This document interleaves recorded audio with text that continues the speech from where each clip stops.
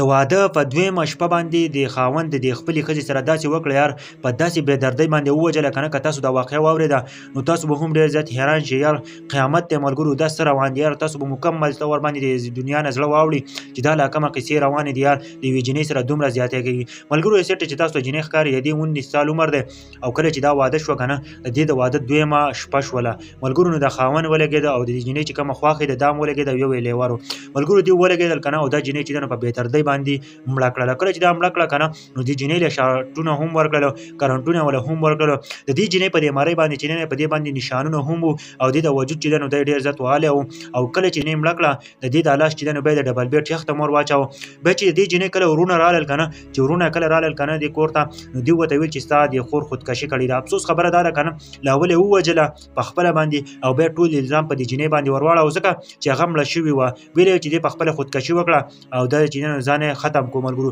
افسوس خبره ده چې چېرته هم داسې زیاتې مه کوئ جینۍ له کرنټونه هم ورکړل او جینۍ داسې والوه چې د هغه وجود کې عقبونه وو او کرنټونه یې وله په مړینې باندې هم ورکول جینۍ مړه شوې وه بیا وله هم کرنټونه ورکړل یار د دې دنیا نه سړي زړه واوړي یار چې داسې قسمه واقعې واوري که نه سړی ډېر زیات حیران شي چې د یوې زنانه سره خلک داسې کوي د یوې ښځې سره سړی داسې کوي یار خاوند چې ظلم شروع کړي که نه نو سړی به د چا نه ګیله وکړي که نه افسوس خبر ده د دې واقعې په باره کې تاسو څه وایئ ښه غوندې کمنټ هم وکړئ زه خو ډېر زیات خفه کړم یار چې په داسې ظالمان خلک هم په دې دنیا کې اوسېږي چې د خپلې ښځې سره داسې کوي افسوس